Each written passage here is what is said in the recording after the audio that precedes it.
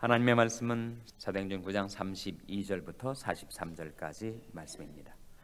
때 베드로가 사방으로 두루 행하다가 룻다에 사는 성도들에게도 내려갔더니 거기서 애니아라는 사람을 만나매 그가 중풍병으로 상위에 누운 지 8년이라. 베드로가 가로되 애니아야, 예수 그리스도께서 너를 낫게 하시니 일어나 내 자리를 정돈하라 한데 곧 일어나니 룻다와 시돈에 사는 사람들이 다 그를 보고 주께로 돌아가니라. 요바에 다베다라는 이어 제자가 있으니 그 이름을 번역하면 도르가라. 선행과 구제한 일이 심히 많더니 그때 병들어 죽음에 시체를 씻어 다락에 뉘우니라.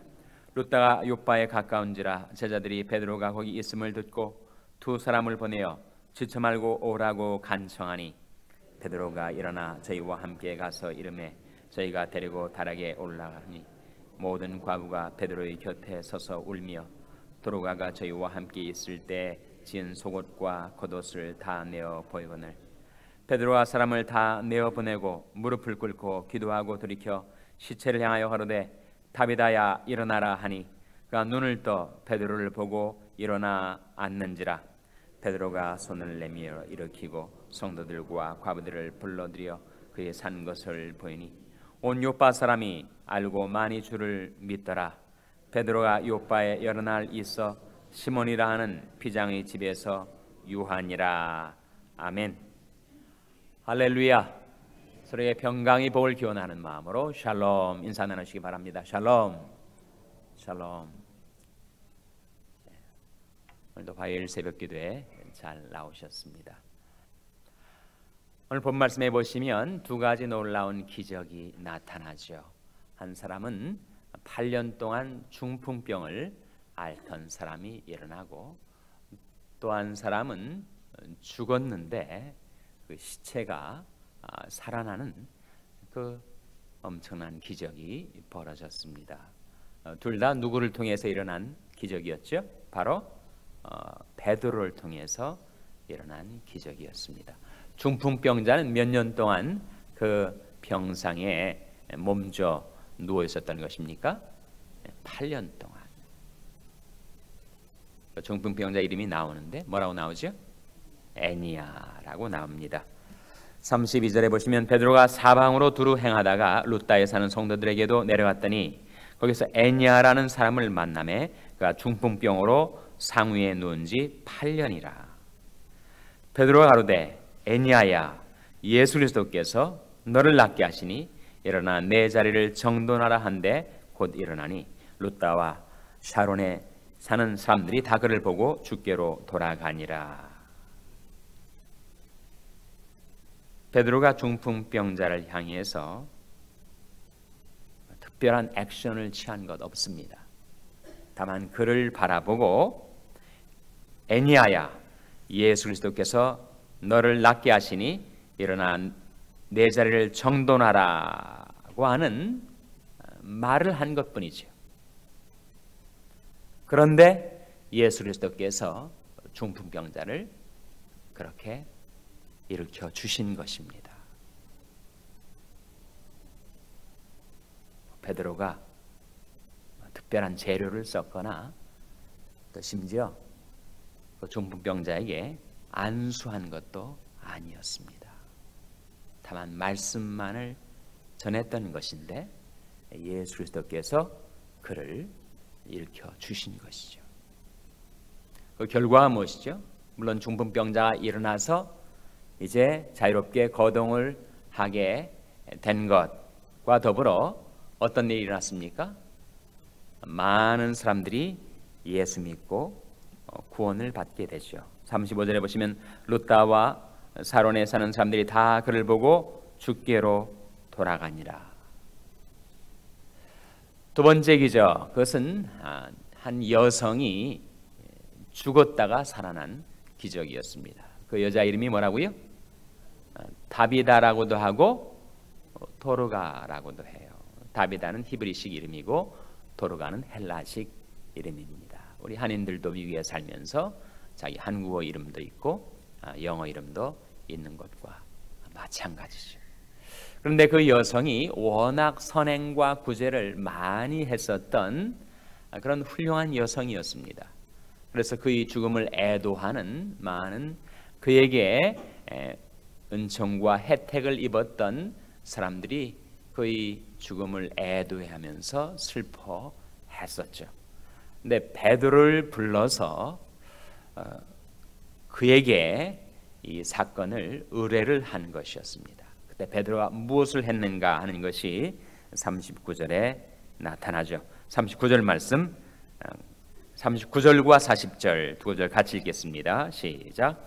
베드로가 일어나 저희와 함께 가서 이르매 저희가 데리고 다락에 올라가니 모든 과부가 베드로의 곁에 서서 울며 들어가가 저희와 함께 있을 때 지은 속옷과 겉옷을 다 내어 보이거늘 베드로가 사람을 다 내어 보내고 무릎을 꿇고 기도하고 돌이켜 시체를 향하여 가로되 다비다야 일어나라 하니 그가 눈을 떠 베드로를 보고 일어나 앉는지라. 이 말씀 속에 베드로는 사람을 다 내어 보냅니다.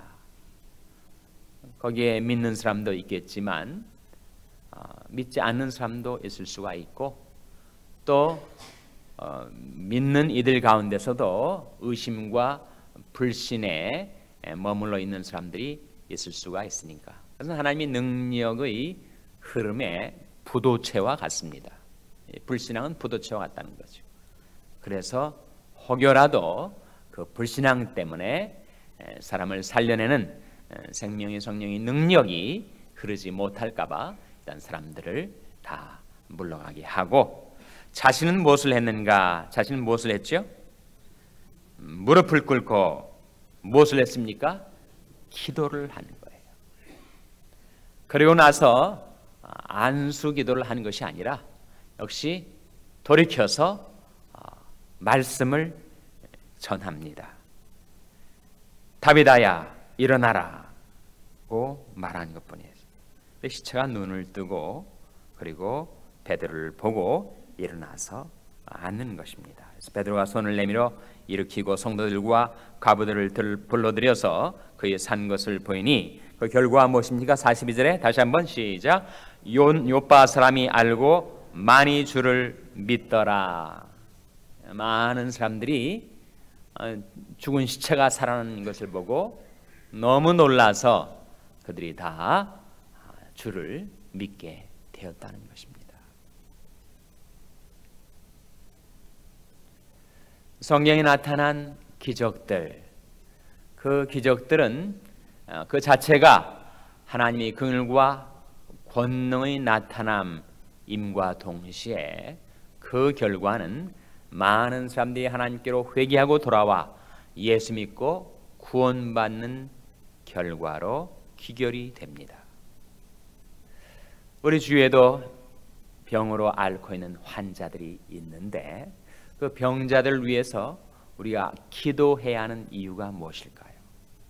인간이 겪는 고통 중에서 병고가 가장 아프고 슬픈 고통인데 당사자에게 하나님이 긍휼이 임하기를 위해서 우리가 기도하는 거죠. 그리고 그가 병에서 기적적으로 일어날 때 그때 하나님의 권능이 세상 가운데 증거되기를 위해서 기도하는 거죠.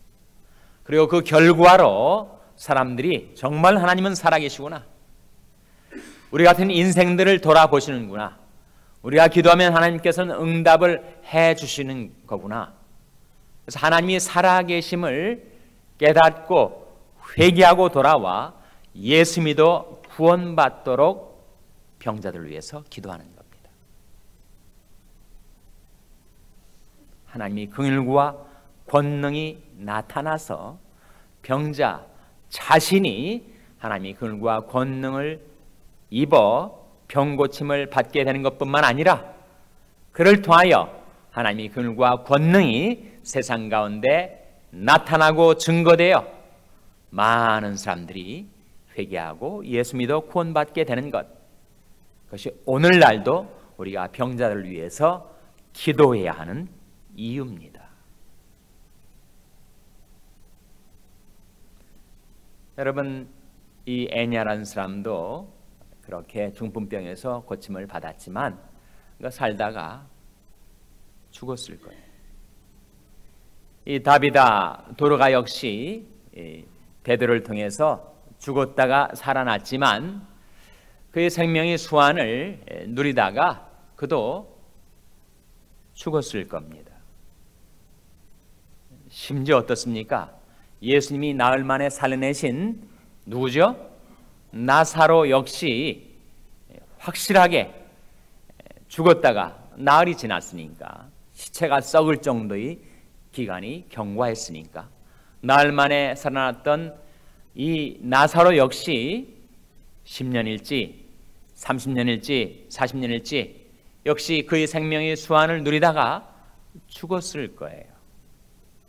그렇다면 이 기적의 목적은 우리를 이 세상에 100년, 200년, 1000년, 만년 살도록 하기 위한 기적이 아니라는 거예요. 다만 육신의 생명을 연장하기 위한 기적이 아니라는 것입니다. 그럼 무엇인가? 이 기적을 통해서 하나님의 긍휼과 권능이 세상에 나타나고, 그래서 많은 사람들이 구원받고 영생을 얻어 영원히 살 수 있게 하는 것, 그것이 바로 기적의 목적이라는 것입니다. 그 목적을 알고 병자들을 위해서 기도하시기 바랍니다. 방향이 잘못되면 역사가 나타나지 않으니까 이것은 그에게 하나님이 긍휼이 나타나고 하나님이 살아계신 그 권능이 드러나고, 그래서 그 때문에 그와 관계된 그의 가족, 친지, 이웃들, 많은 사람들이 이 불신앙의 세대, 이 불신의 시대에 정말 하나님은 살아계신 것을 깨닫고 구원받아 영생을 얻도록 하는 것이 바로 기적의 목적입니다. 한 가지 안타까운 것은,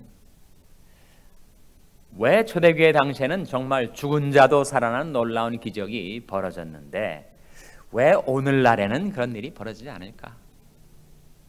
내가 병자들을 위해서 일어나라 라고 말할 때 병자가 벌떡벌떡 일어나면 좋겠는데 왜 안 일어나는 것일까? 그것이 부족해서 안수를 했는데도 변화가 없고, 아마 내가 더 세게 안 눌러서 그런가 보다 해서 더 세게 안수 기도를 해도 여전히 변동이 없는 것은 정말 안타까운 일 아닙니까? 왜 초대교회에 일어났던 이 희한한 놀라운 하나님의 역사가 오늘날에는 왜 일어나지 않는 것일까? 왜 않는 것일까요, 여러분? 시몬 베드로가 권능이 있어서 이 두 놀라운 기적을 일으킨 것입니까? 아니었죠. 그 권능의 원천은 무엇이었습니까? 권능의 원천은 하나님이셨습니다. 근데 하나님이 변하신 것이 아니고 예수 그리스도는 어제나 오늘이나 영원토록 동일하신데 무엇이 변한 것입니까? 능력의 원천이 변한 것이 아니라 능력의 통로가 변하는 것이죠. 능력의 통로가 무엇입니까? 능력의 통로는 바로 믿음입니다. 믿음. 그러니까 시몬 베드로에게 있었던 그 믿음을 통로로 해서 권능이 원천 되신 하나님께로부터 능력이 원천 되신 예수 그리스도께서 그렇게 사람들을 고치시고 일으켜 내신 것이죠. 예수님께서 항상 기도하고 낭망치 말아야 할 것을 비유로 말씀하시면서 그 악한 재판장하고 과부의 비유를 들어 말씀하시는 그 마지막 결론이 말씀에 뭐라고 하셨습니까? 인자가 올 때 세상에서 무엇을 보겠느냐 하셨습니까? 믿음을 보겠느냐. 믿음이 문제라는 거죠. 믿음이 문제. 하나님은 동일하신데 시몬 베드로처럼 반석과 같은 믿음을 갖고 하나님의 능력의 통로로 쓰임받을 수 없는 일꾼들이 없는 것이 오늘날의 문제입니다. 시몬 베드로도 우리와 똑같은 성정을 가진 연약한 인생, 정말 물처럼 흔들려서 그 주님을 배반하고 큰 불시험에 빠져들었던 연약한 인생이었습니다. 네, 주님께서 그를 위해서 기도하셨죠. 시몬아 시몬아 보라, 사단이 밀가부로 타려고 너희를 청구하였으나 내가 내 믿음이 떨어지지 않기를 위하여 기도하였노니 너는 돌이킨 후에 내 형제를 굳게 하라. 시몬 베드로가 돌이켰어요.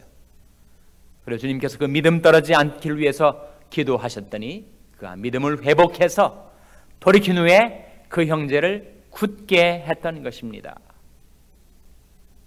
자기도 회복되고 형제들도 회복시키고 그렇게 변화된 시몬 베드로가 지금 애니야도 일으키고 다비다도 살려내었다는 거예요.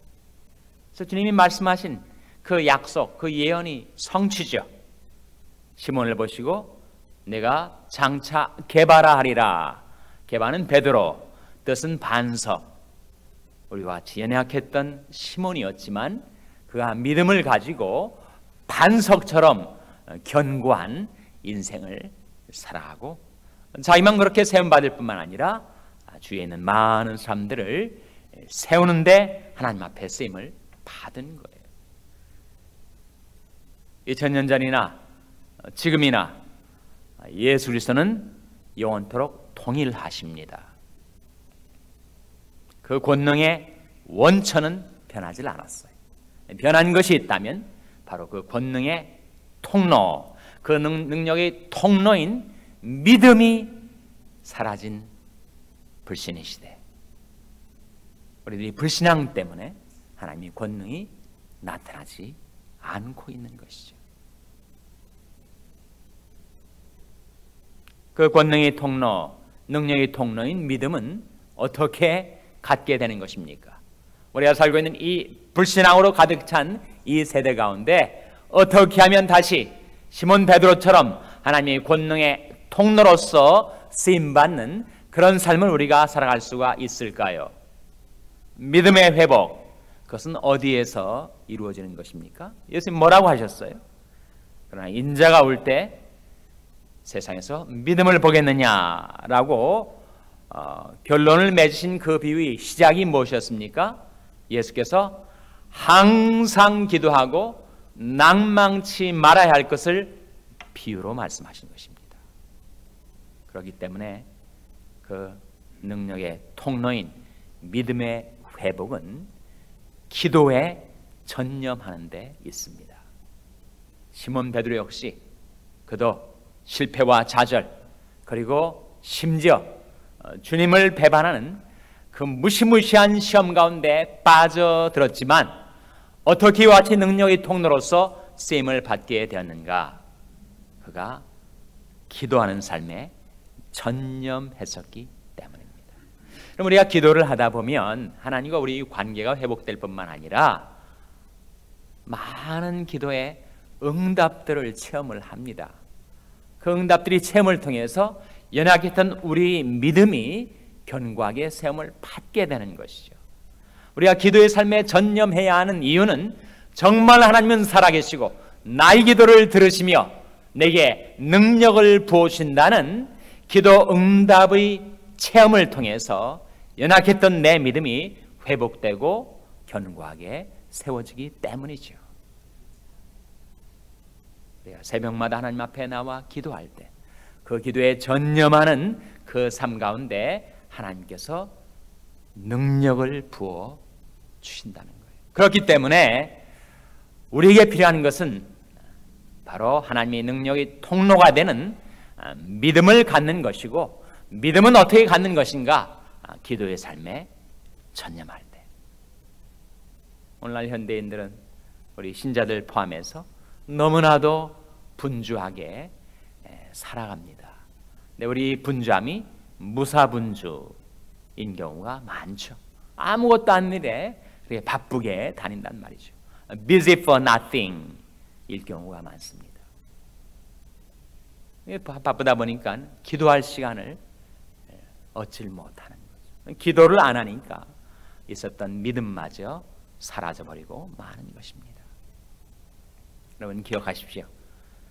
여러분에게 휴식이 필요하다 하면 기도를 잘하는 것은 휴식을 잘 취하는 것입니다.